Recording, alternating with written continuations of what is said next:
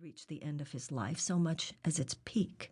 And at this peak, he could see that what stretched out before him was just a new piece of land, no less real than the territory behind him. And I thought to myself, how would we live if we were not afraid of death? How would we live if we felt full permission from ourselves and others to give life everything we've got? Would midlife be time to shut down, or would it be time to finally get started? Would it be time to give up, or time to claim what we really want? Would it be time to just hang out, or our time to stop messing around? If we wish to age on autopilot, as a pre-prescribed and pre-packaged experience, then that's certainly not difficult. The status quo has signposts everywhere. But if we want to create something new for ourselves and for those around us, then it's important to recognize how limited and limiting are the thought forms about midlife that still saturate our culture, and to realize that we can let them go. Many of our thoughts about midlife are outdated. They are hand-me-down notions from preceding generations that no longer fit who we are or what we're doing here. I recently met a woman who was a political icon in the 1970s and 80s. When I asked her if she wanted to go back into the political fray, she looked at me and said, "Oh, no, I'm 66. And then she pointed to a table of young women behind us and said, "Let them take over now." I looked at her like I was horrified, because the women at the table behind us were not the ones I could see steering the world in a more positive direction anytime soon, and I knew that in her heart she couldn't either.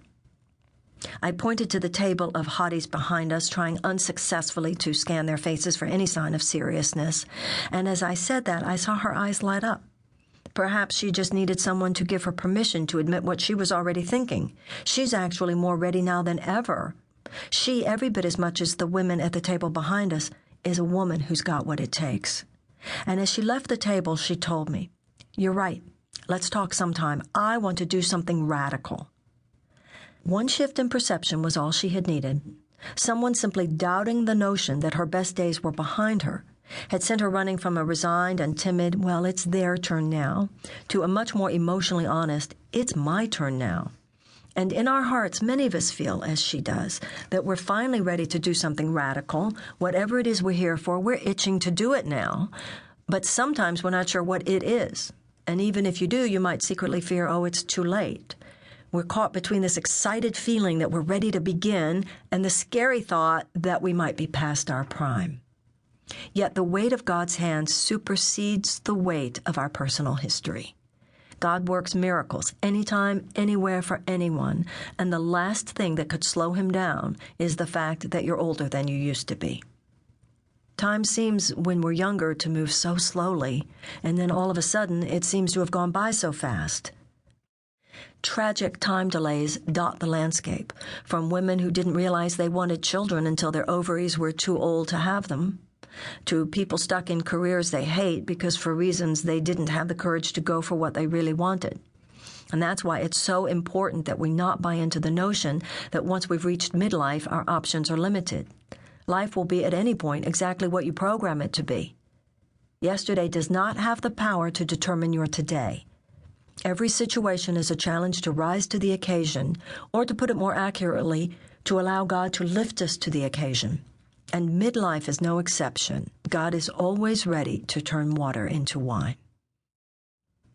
Whomever it is you were born to be, whatever your soul was coded to accomplish, whatever lessons you were born to learn, now is the time to get serious and get going.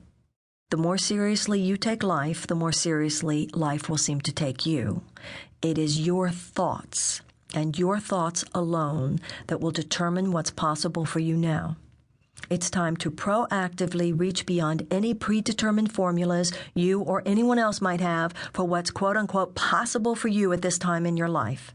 In fact, no matter what did or did not happen in your past, the present remains an endless fount of miraculous opportunities. The law of divine compensation guarantees that. Endless possibility is not just an abstraction, it is a yearning of the universe, an active force of constant and infinite elasticity. It responds not to your past, but to your present state of mind. Life doesn't always, or even usually, move in some consistently rising arc of progress. By the time we're in our 40s, most of us have stumbled in at least one or two